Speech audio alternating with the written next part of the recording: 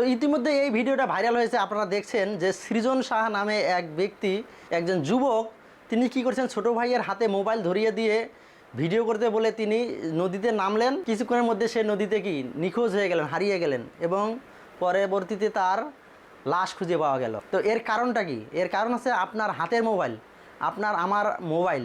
এ দেহ অন্তিমকালে রাখব শ্রী যমুনার জলে। সনাতন ধর্মের একজন অন্যতম আচার্য নরোত্তম দাস ঠাকুর তিনি এই কবিতাটি, এই ভজনটি গাইছিলেন এবং তার এই যে দেহটা তিনি যমুনার জলে বিসর্জন করেছিলেন, তার শেষ ইচ্ছা এটাই ছিল। কিন্তু আমাদের এই সৃজন সাহা দাদা তিনি কোন যমুনার জলে তার দেহ বিসর্জন দিলেন, তার জন্য আমরা অত্যন্ত শোকাহত এবং দুঃখ প্রকাশ করছি, শোক প্রকাশ করছি। তার আত্মার যেন সদ্গতি হয় এই কামনাই করি। কিন্তু আমাদের কিছু বলার রয়েছে। এই যে আমাদের সমাজে এরকম দুর্ঘটনা প্রায় হয়ে ঘটছে।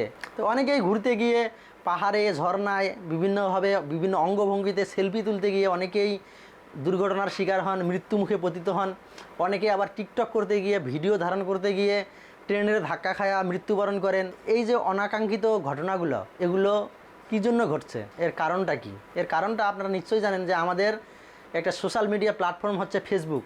এই ফেসবুক আপনার হাতের মোবাইল, আমার হাতের মোবাইল, এবং সর্বোপরি এই মোবাইলের দোষ দিয়ে লাভ নাই। এটা কি আমাদের মন মানসিকতার উপর নির্ভর করছে। সবাই যে এরকম মোবাইল চালাইলে এরকম হবে না, কিন্তু যারা এরকম আছে তারা তো মোবাইল চালাচ্ছে, মোবাইলটার জন্যই এরকম করছে। অর্থাৎ মোবাইলটাতে সে তার ছবিটা ধারণ করবে, এই মোবাইলটা তার আছে বলে তো সে ভিডিওটা ধারণ করছে, সোশ্যাল মিডিয়াতে আপলোড করতে চেষ্টা করছে।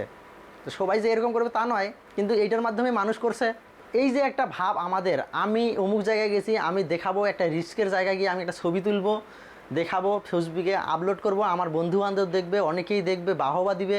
এই ধরনের মন মানসিকতার থেকে আমাদের এই দুর্ঘটনাগুলা আমরা শিকার হচ্ছে, এই দুর্ঘটনাগুলার। তো দেখবেন সে কী করছিল, ছোটো ভাইয়ের হাতে মোবাইল ধরিয়ে দিয়েছিল যে অনেক দিন পর আমরা মামার বাড়িতে আসছি, আমি সাঁতার কাটবো, তুমি ভিডিও করবে, এই ভিডিও আমরা কি করব, সোশ্যাল মিডিয়াতে আপলোড করব।